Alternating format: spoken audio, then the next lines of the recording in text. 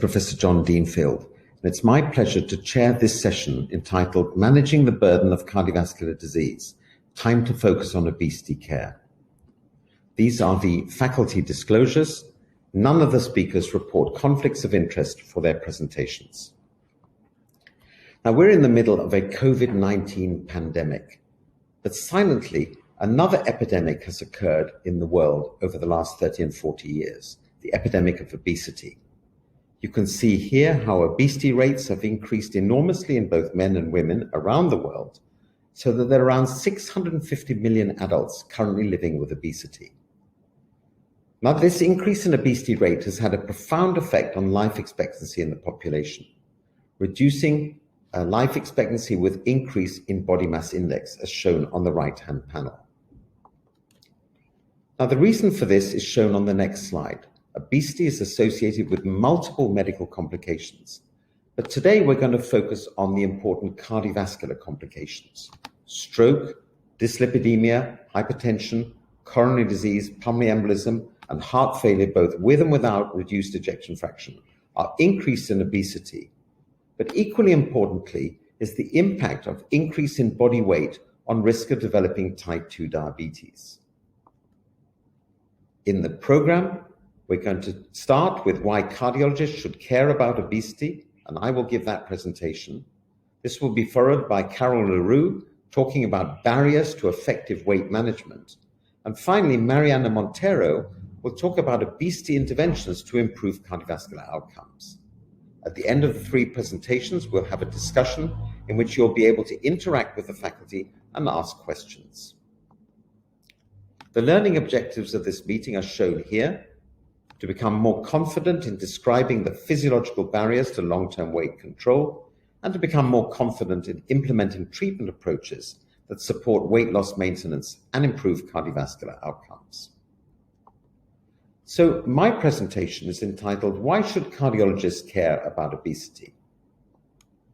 We've already heard that obesity rates drive both type 2 diabetes and cardiovascular disease. You can see here what happens to outcome if you are unfortunate enough to develop diabetes. Diabetes is associated with significant loss of life expectancy, largely due to premature cardiovascular disease. This is true for both men and women, so that on average, a 50-year-old with diabetes with no history of cardiovascular disease is likely to die about 6 years earlier than the equivalent person who does not have diabetes.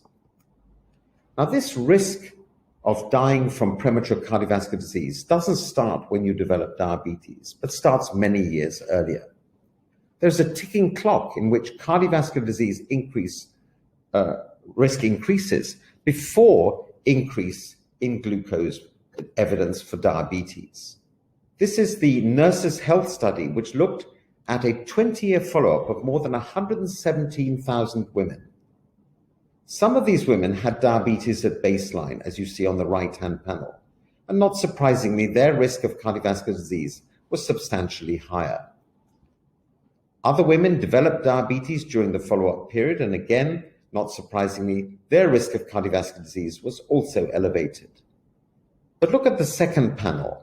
This is the risk of developing a cardiovascular event even prior to the diagnosis of diabetes, almost threefold higher than the nurses who did not develop diabetes. Now, obesity and cardiovascular disease and diabetes are related through common mechanisms. As adipocytes increase, they change their phenotype and become pro-inflammatory, releasing important systemic cytokines that drive systemic inflammation. That systemic inflammation affects the vascular wall, the liver, muscle metabolism, and pancreatic function, to promote both diabetes and cardiovascular disease.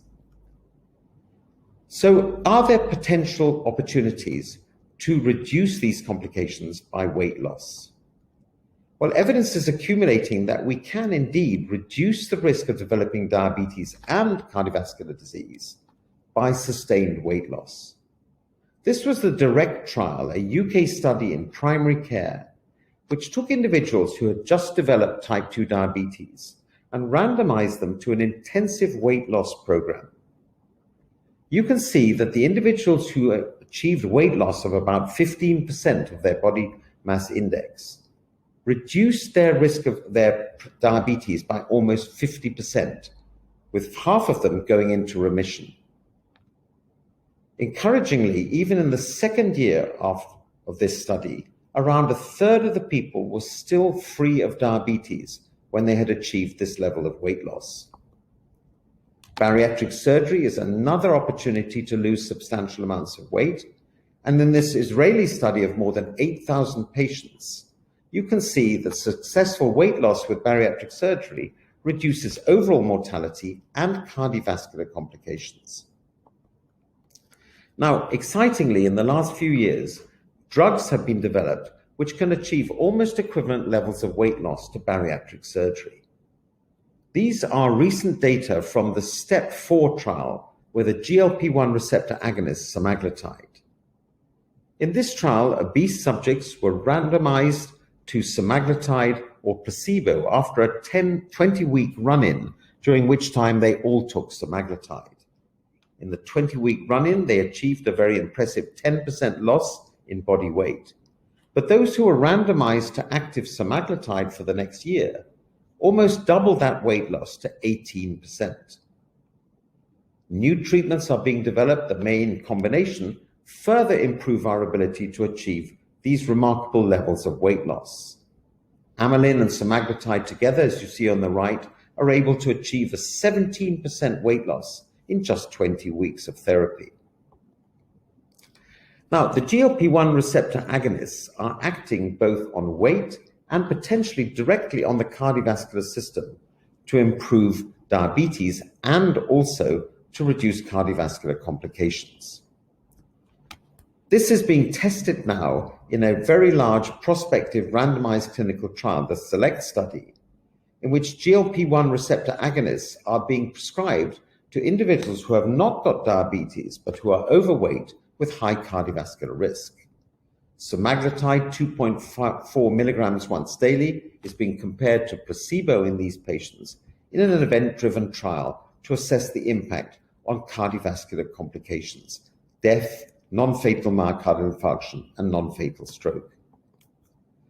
So all of this relates to the potential we have as cardiologists to improve the care of our patients with diabetes or diabetes risk and obesity in terms of cardiovascular events. But another thought should be in our minds. Should we be treating obesity much earlier to prevent the development of diabetes and future cardiovascular risk, rather than just concentrating on treatment in our patients? Obesity has an impact on future health from much earlier than we usually see in our adult clinical practice. These are alarming data from the United States, published recently in the New England Journal of Medicine, that shows that obesity levels in children at the age of 2 years track very closely their obesity status in adult life. A child who is obese at the age of 2 years has about an 80% chance of being obese at the age of 35. Now, this increase in body weight that we're seeing in childhood and adolescence has an important impact on future cardiovascular risk. This is another study published in the New England Journal of Medicine looking at BMI during adolescence and cardiovascular mortality. The increase in cardiovascular mortality associated with BMI increases in adolescence were almost entirely driven by the increased rate of hypertension and diabetes in these subjects. Now, can we reduce the development of cardiovascular disease and the cardiovascular complications by affecting weight during that long preclinical period? Well, these are data that we obtained from the world's longest prospective cohort study, the 1946 birth cohort in the United Kingdom. In this study, we tracked weight over 60 years and looked at the impact on carotid intermediate thickness and evidence of carotid atherosclerosis at the age of 60. You can see on the top panel a clear relationship between exposure to adiposity over those many years and the development of carotid arterial disease. But the lower panel is really interesting. This shows you the potential benefit on cardiovascular disease in your 60s by achieving a weight loss for a 10-year period. Any period of 10 years of weight loss resulted in a lower level of intermediate thickness change in the carotid artery in your 60s.